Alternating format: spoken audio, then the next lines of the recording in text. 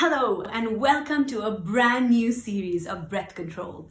Have you ever felt breathless when you sing? Like no matter how big a breath you take, it's just not enough to sustain that note. What if I told you the answer doesn't lie in how do I get more air? What if the solution was how do I sing with less? That's what we're going to get into in this video.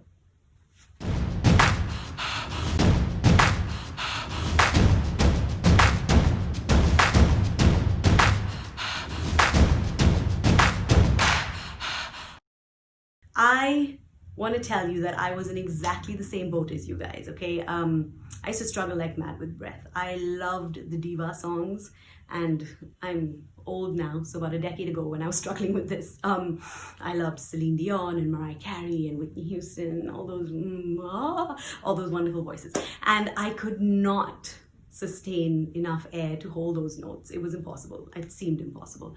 And I had the best pair of lungs ever, guys. I mean, I did all the exercises possible. I was doing these exercises where the diaphragm has to like move forward and sideways and backwards, and I could like make the sound zzz for about 30 counts on my fingers. But then when I sang, I would run out of breath. And so it was very confusing to me, and I don't get it. I didn't get it.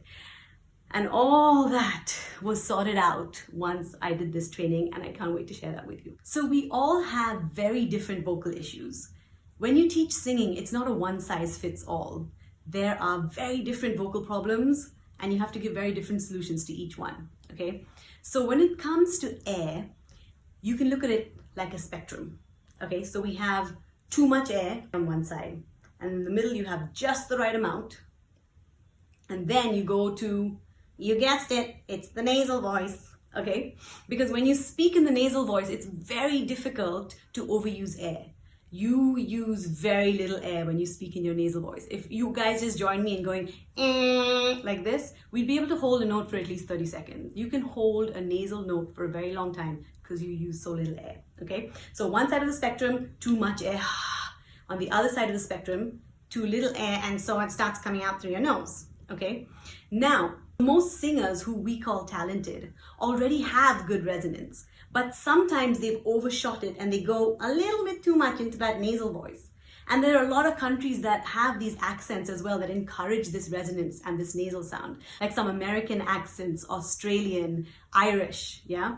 And so they've been brought up with that sound that's a little bit more of this kind of sound when they talk, right? It's not air that comes out more than this, which is a more nasal sound. If you're talking like that and you come for a singing lesson, when you sing, you might overshoot and you might be singing completely nasal. And you'll be going, amazing grace. And the vocal teacher will be like, wait, you know what? Just add a little bit of air to that.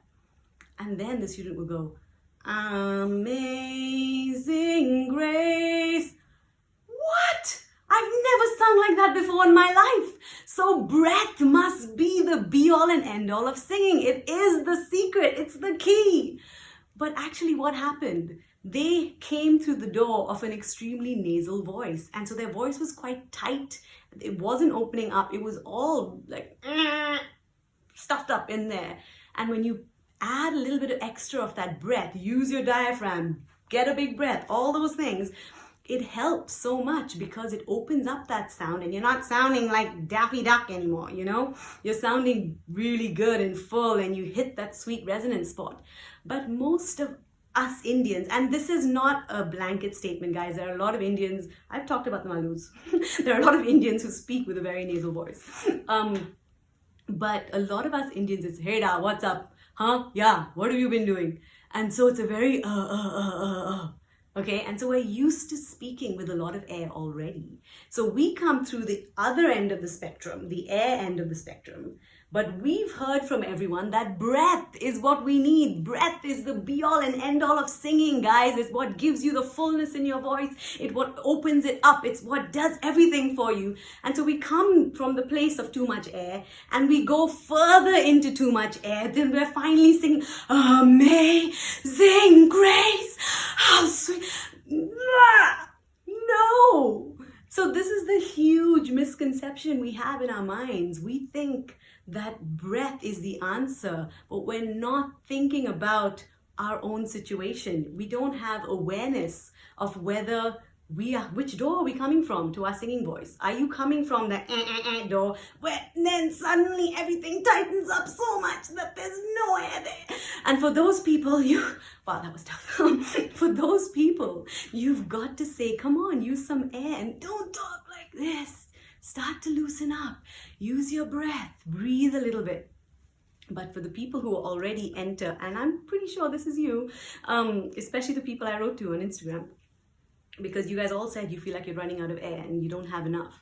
That's because you're using too much, okay? And when you use too much air, automatically you get tired and exhausted, okay? So when you're already using too much air and you use more air in your singing to get louder, to get higher, those have dire consequences. I mean, that just hurts your voice so much, guys. It's really bad. So the secret to being able to control your breath is not to use too much of it. For certain people, that's why it's tricky being a voice teacher and doing these videos, because you guys have to be aware of which party you come from. Are you in the nasal category? Do you feel like you're singing more through your nose when you sing?